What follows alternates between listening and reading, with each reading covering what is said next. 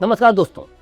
दिमागी नक्सल अब देश में मेडल बन गया है और उस मेडल को कुछ नेता बहुत ही गर्व से पहन रहे हैं। 15 अगस्त को लाल किले से प्रधानमंत्री मोदी ने देश को जिस पढ़े लिखे लोगों के दिमागी खुराफात से सावधान किया था, आज विपक्ष के कई बड़े नेता खुद को वही दिमागी नक्सल बता रहे हैं। पी चिदम्बरम से लेकर महबूबा मुफ्ती और अरविंद केजरीवाल तक सब कह रहे हैं, हाँ मुझे दिमागी नक्सल होने पर गर्व है। लेकिन सबसे बड़ा सवाल यह है कि आखिर ये सूट बूट वाले नक्सली हैं कौन, और ये जंगलों में बंदूक लेकर घूमने वाले नक्सलियों से ज्यादा खतरनाक क्यों माने जा रहे हैं। आज के इस वीडियो में हम पढ़े लिखे लोगों के इस खतरनाक गठजोड़ का पर्दाफाश करेंगे।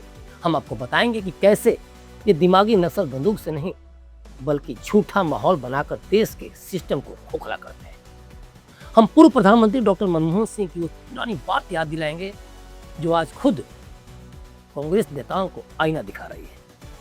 दोस्तों, 15 अगस्त को हम सब ने पीएम मोदी को सुना था।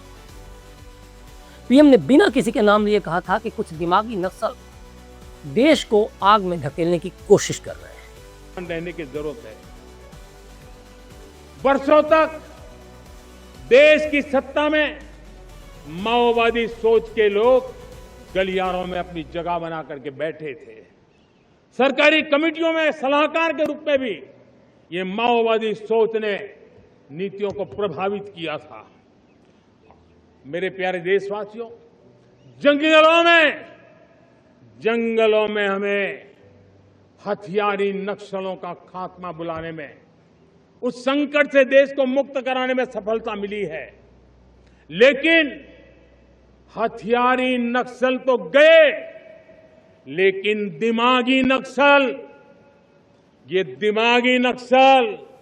मौके की तलाश में है। हिंसा अराजकता के वो रास्ते खोज रहे हैं। समाज को गलत राह पर घसीटने के लिए भांति भांति के दांव कर रहे हैं।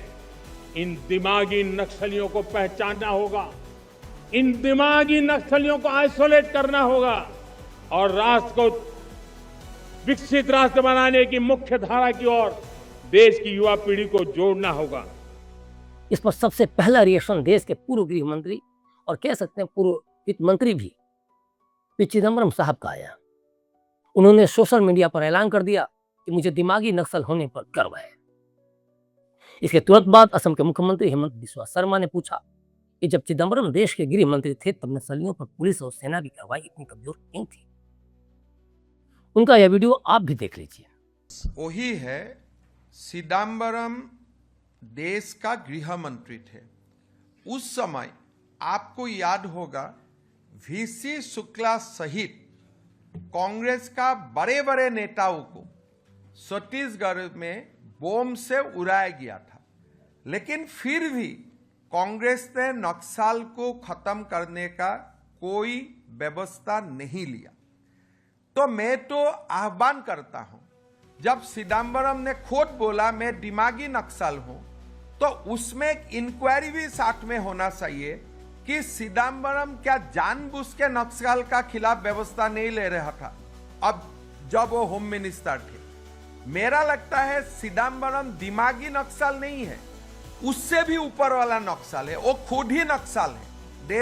देश में एनार्की लाने वाला वो भी एक पूरा प्योर नक्सल है। दिमागी नक्सल उसमें नहीं ये अप्लाई होगा, वो प्योर नक्सल कैटेगरी में आएगा।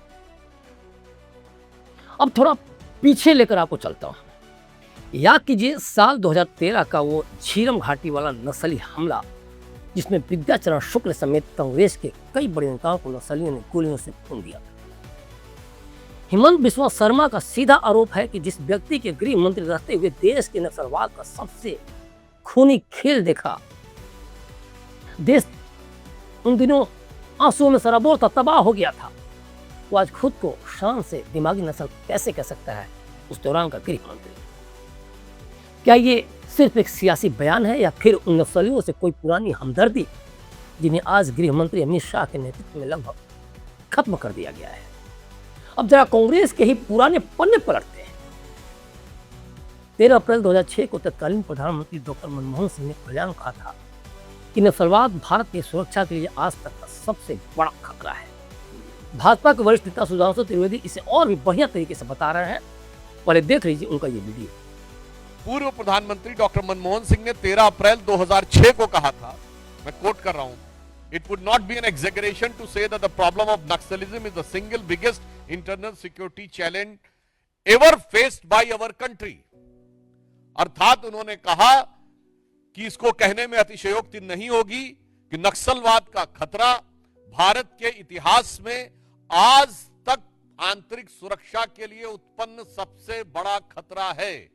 13 अप्रैल 2006 और 31 मार्च 2026 प्रधानमंत्री श्री नरेंद्र मोदी जी की सरकार ने उस चीज को जो डॉक्टर मनमोहन सिंह समझ गए थे, मगर जिस विवशता के चंगुल में जकड़कर और नक्सली दिमाग वालों से भरी हुई सुपर कैबिनेट यानी एनईसी के द्वारा उनको कुछ करने नहीं दिया गया था, यदि वह कार्य सिद्ध करके दिखाया तो प्रधानमंत्री श्री नरेंद्र मोदी जी। मगर देश का एक ऐसा गृह मंत्री है जिसे इसमें गर्व का अनुभव नहीं हो रहा है, उसे इस बात में गर्व का अनुभव हो रहा है कि वह दिमागी नक्सली हैं। तो मैं कांग्रेस से पूछना चाहता हूं कि डॉक्टर मनमोहन सिंह सही हैं या आज के आपके स्वघोषित दिमागी नक्सली चिदंबरम साहब? अब कांग्रेस को देश को ये बताना चाहिए कि नस्लवाद पर डॉक्टर मनमोहन सिंह की बात सही थी या फिर आज खुद को नस्ली बताने वाले पी चिदंबरम की बात सही है। दोस्तों, असल में विपक्ष इस पूरे मामले को बोलने की आजादी से जोड़ने की कोशिश कर रहा है। अरविंद केजरीवाल कहते हैं कि जो अच्छे स्कूल, अस्पताल और भ्रष्टाचार मुक्त भारत मांगता है वो बीजेपी की नजर में नक्सली है। ममूआ मुफ्ती कहती हैं कि वो कश्मीर में धारा 370 का समर्थन करते हैं, इसलिए नक्सली हैं।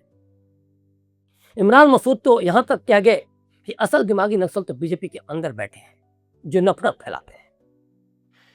लेकिन दोस्तों, क्या दिमागी नस्ल होने का मतलब सरकार से सवाल पूछना है? बिल्कुल नहीं। हमें इन शहरी नस्लों या नक्सलियों के काम करने के तरीके को समझना होगा, तब आप समझ में आ जाएगा कि आखिर कितने इतना ये बिफरे क्यों है। जंगल का नक्सली AK-47 बंदूक उठाता है, लेकिन शहर का दिमागी नक्सली विदेशी पैसों, NGO और कोर्ट के मुकदमों का हथियार के रूप में इस्तेमाल करता है। दिमागी नस्ल वो नहीं है जो अच्छी पढ़ाई या स्वास्थ्य सुविधाएं मांगता है। दिमागी नस्ल वो है जिसे आतंकवादी हाफिज सईद में साहब नजर आता है, जिसे याकूब मेनन की फांसी अन्याय लगती है, जिसे आतंकी बुरहान वानी एक भटका हुआ नौजवान लगता है और जो भारत के सेनाध्यक्ष को सड़क छाप गुंडा कहता है। ये वो लोग हैं जो चुनाव हारने के बाद संसद में बात नहीं करना चाहते, बल्कि सड़क पर आगजनी करके सुप्रीम कोर्ट, चुनाव आयोग और मीडिया जैसे हर अहम संस्थान को बदनाम करके सत्ता पलटने का सपना देख रहे हैं। मोदी सरकार की तख्ता पलट के सपने देख रहे हैं। हालांकि ये मंसूबे पूरे नहीं होने वाले हैं, क्योंकि बहुमत से मोदी सरकार लगातार आ रही है। कि संयोग देखिए कि माननीय प्रधानमंत्री जी ने स्वतंत्रता दिवस पे बोला था और आज नाग पंचमी आते आते ये जितना दिमागों में जहर था वो सब पूरे दिमाग से उजागर होकर उन्होंने खुद स्वीकार कर लिया कि हम क्या हैं। तो मैं सिर्फ अंत में यह कहना चाहूंगा कि माननीय प्रधानमंत्री जी ने जो संकेत दिया है यह बहुत सहज और स्वाभाविक है। इसके लिए किसी को दिमाग पे जोर लगाने की जरूरत नहीं है, सिर्फ आंख खोलकर देखने की जरूरत है। उसे दिखाई पड़ेगा कि दिमागी नक्सल कौन है। दिमागी नक्सल वो है जिसको हाफिज में साहब नजर आता है, याकूब मेनन में जुडिशियल किलिंग नजर आती है, जिसको ओसामा में जी नजर आता है, जिसको जाकिर नायक में शांति का मसीहा नजर आता है, जिसको इशरत जहां में बेटी नजर आती है, बुरहान वानी में भटका हुआ नौजवान नजर आता है और भारत के सेना अध्यक्ष में सड़क छाप गुंडा नजर आता है। यह है वो दिमागी नक्सल। और आज हर भारतीय को इस चीज को सिर्फ आंख खोलकर देखने की जरूरत है और कान खोलकर समझने की जरूरत है। स्वतः समझ में आ जाएगा। और उन लोगों ने जब स्वयं स्वीकार कर लिया है तो हमें लगता है अब किसी प्रकार का कोई संदेह या किंतु परंतु किसी देशवासी के मन में नहीं रह गया है कि जो माननीय प्रधानमंत्री जी ने कहा था कि कांग्रेस अब मुस्लिम लीगी माओवादी कांग्रेस हो गई है, तो अब उन्होंने खुद कह दिया है कि वो सिर्फ मुस्लिम लीगी माओवादी कांग्रेस नहीं बल्कि दिमागी नक्सल कांग्रेस भी हो गई है। ये उन्होंने स्वयं स्वीकार कर लिया। दुनिया भर में इसे विदेशी ताकतों के इशारे पर सरकार गिराने की साजिश कहा जाता है और ये दिमागी नस्ल इसी साजिश के सबसे आसान मोहरे होते हैं। स्वामी रामदेव इस पर बहुत सटीक बात कहते हैं। लोकतंत्र में सबको अपनी बात कहने, विरोध करने और आंदोलन करने का पूरा हक है, लेकिन ये सब शांति से और कानून के दायरे में होना चाहिए। जब आप जानबूझकर लोगों के दिमाग में जहर घोलकर दंगे भड़काने की कोशिश करते हैं तो आप लोकतंत्र की जड़ों में तेजाब डालने का काम करते हैं। तो कुल मिलाकर यही कहा जा सकता है कि जंगल वाला नक्सली सरकारें बदलने में नाकाम रहा, इसलिए अब ये शहरी नक्सली इंटरनेट और मॉडर्न तरीकों के जरिए हमारे और आपके दिमाग में जहर घोलकर अपनी राजनीतिक रोटियां सेकना चाहते हैं। देश को सरकार की बुराई करने वालों से कोई खतरा नहीं है, खतरा उन लोगों से है जो सिस्टम सुधारने के नाम पर पूरे देश को ही एक जंगल बना देना चाहते हैं। बहरहाल इस पूरे वीडियो पर आपका क्या कहना है हमें कमेंट बॉक्स में कमेंट करके जरूर बताएं और उनको जरूर सब्सक्राइब करें। धन्यवाद।